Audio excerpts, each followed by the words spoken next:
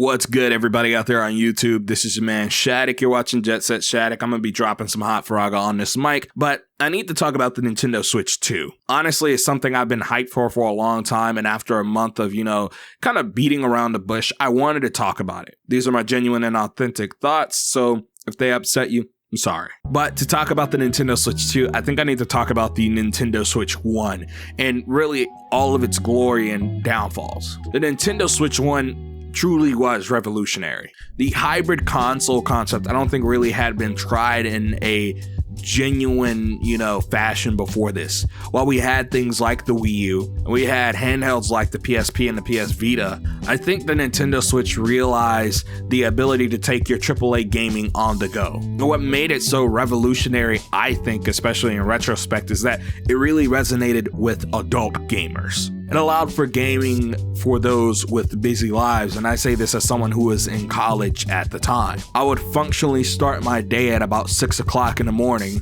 and I wouldn't get back more times often than not till about 7 or 8 o'clock at night. And using the Switch in my spare time actually made me able to beat a lot of games that I didn't think I'd be able to beat. And this got true when I got into my current job now. I stopped gaming a lot more on my PlayStation and on PC and started gaming on the Switch again because I was able to take it with me to work. We weren't getting diet soda versions of video games anymore. We were getting the full fat things. I mean, everybody always brings this up, but I think having games like Doom and The Witcher 3 on the Nintendo Switch 1 are perfect examples of this. While they may look like a Vaseline-ridden mess on that screen, they were still the full-fat versions of the games. And in my mind, I really didn't care how it looked as long as it ran well enough and looked good enough. I thought I got to play the game, and that's all I really care about, versus buying it on PlayStation and never touch it at all. But despite this, the Switch 1 had some issues, most notably in its build quality. It just wasn't all that great. The original version of the Switch, which is the version I own, didn't have a screen that was all that great, the original LCD. And even the LCDs to come after that weren't great. The only one that was really the OLED and maybe the one on the Switch Lite. On top of the build quality not being that great, there were just fundamental hardware issues like the Joy-Con rails failing over time, and most notably Joy-Con drift. And these hardware issues made it really frustrating to use because you would get worried about your Switch functionally just, I don't want to say dying over time, but having to replace parts constantly. On top of that, it started showing its age about halfway through the generation or halfway through its lifespan when the PlayStation 5 and Xbox Series S and X came out. It just couldn't keep up. But despite that, it's still one of my favorite, if not my favorite, video game console and handheld of all time. So, what about the Nintendo Switch 2? Are the things people saying about it true? I kind of want to approach this with a yes and no. I think there's a lot of out of context statements from people or groups like Digital Foundry. There's a lot of exaggeration and half-truths spreading online. And then on top of that, there's a lot of people who don't have the damn thing talking about it like they do. So, I want to answer first, who is the Nintendo Switch for? I think the Nintendo Switch is for people with busy lives, people that don't want to lug around gaming laptops or PC handhelds, which I'm telling you as someone who, for a short period of time was doing that. Not even a short period, a long period of time was doing that. It's just not as convenient. And people that want an upgraded version of the Switch 1 in just about every way. So is that leap to the Nintendo Switch 2 generational? Yes and no. It builds upon what made the Switch 1 successful. I think it's easy to use. The Joy-Cons, I think even now, are even easier to use, which is kind of crazy. I didn't think it'd be like that, but they kind of mastered that action of pressing a button and the Joy-Cons releasing. On top of that, it's still easy to take with you, despite being much, much, much larger.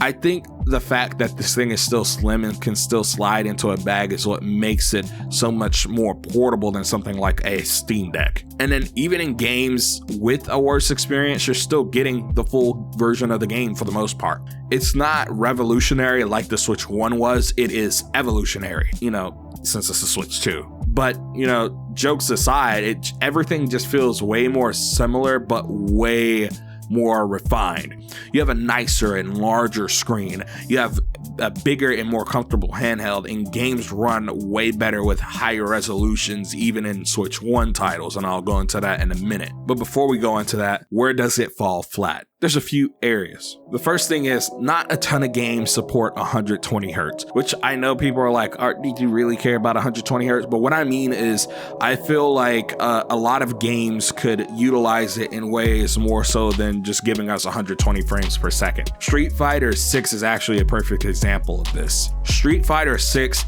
kind of just automatically kicks you into the 120 hertz mode to reduce latency.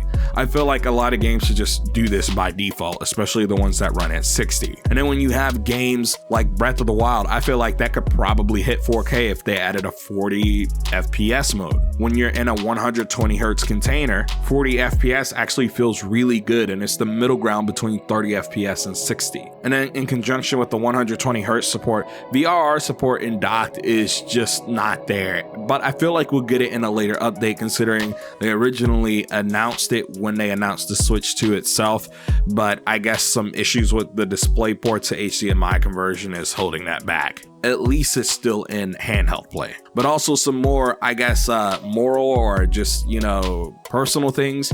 I don't like game keycards. I just think it kills game preservation and game ownership. I don't really care about collecting games. Like, I don't need the game complete inbox, all that stuff. I just really care about having my game, being able to play it, and being able to play it, much longer after Nintendo kills the servers for this thing.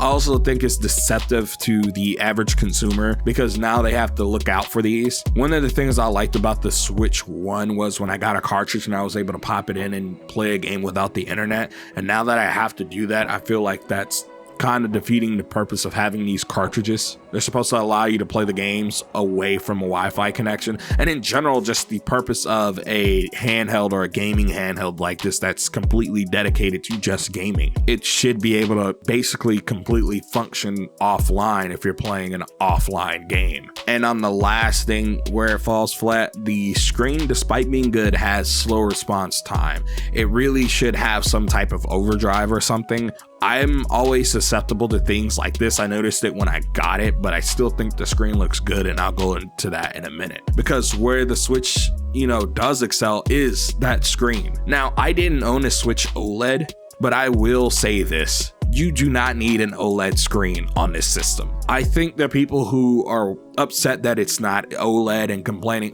this needs to be OLED, just don't understand how much money it probably costs to make this thing and keep it at a reasonable price, especially in the current economic, issues we're facing in the world, if you catch my drift. But on top of that, if you really, really can't play games on anything but an OLED, I just feel like there's something fundamentally wrong with you. You can't go back. Yes, you can. And I'm going to explain it right here. The best screen that any person personally owns and personally sees will almost always be their phone screen, even with cheaper phones. Typically, they're OLED, especially if you own something like a Samsung phone from the 830 on up. They're OLED.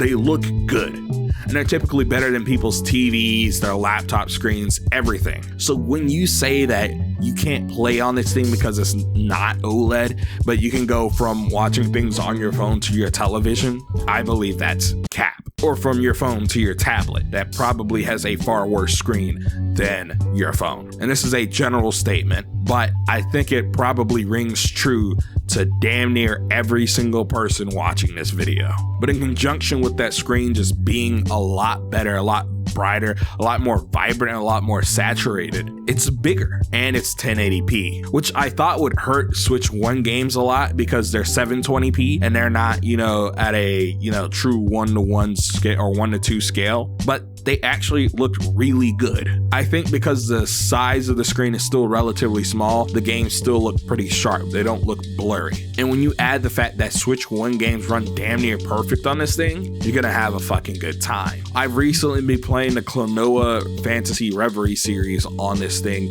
I beat the first game and I'm playing through the second game. And I can genuinely say it's awesome. Playing Fortnite on this thing has actually got me back into playing Fortnite again, because I'm on and off with that game now, and I don't play it as consistently as I used to, but now I do. And it makes some of the modern games look less like a Vaseline covered mess. And this is especially true of games with a Switch 2 version or edition. In conjunction with that, everything is bigger and easier to hold. It feels like one whole unit in handheld, whereas the Switch 1 felt like you were holding 2 controllers and a screen, if you catch my drift. And some nice little bonuses for people like me who actually use this thing docked on a monitor is that it has proper 1440p support, which the PS5 took forever to get and still didn't really have, you know, proper 1440p 120 hertz out on anything but an HDMI 2.0 display until like recently. You should be happy. This truly feels like a console replacement now, and that's what I really do like. I've been playing games like Street Fighter 6 on this thing, on top of playing games like Mario Kart World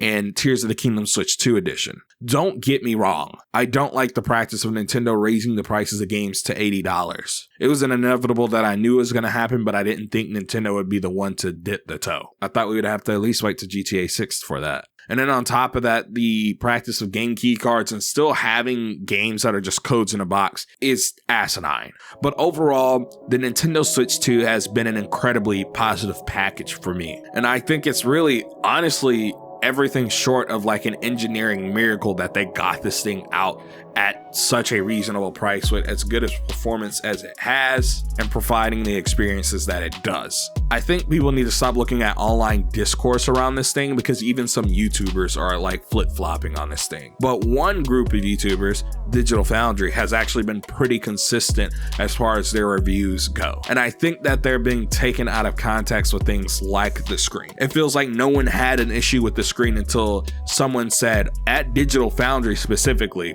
the screen is bad. This is not 100% true. It's just the response time, and the HDR leaves a little bit to, you know, be desired. But for the most part, it's a really great screen outside of that. And many people probably won't notice the motion blurring at all. But I don't know. How do you guys feel about this in that comment section down below? I really enjoy the Nintendo Switch 2. And I don't think people would think I would enjoy it as much as I do, but considering I enjoyed the Switch 1 as much as I did, and I built such a large library for that system, I think it was kind of, you know, the natural progression of things for me to like the Nintendo Switch 2. It has really great build quality, the great games are great, and I can play on my Switch 1 titles and they all run and look better. But I don't know, how do you feel about the Nintendo Switch 2? Let me know in that comment section down below. Don't forget to comment, like, and subscribe. This is me, man, Shattuck Stick. You're watching Jet Set Shattuck. Remember, how Faraga turns to Cold Bazala. Check out some of my other videos. Peace and have a good one.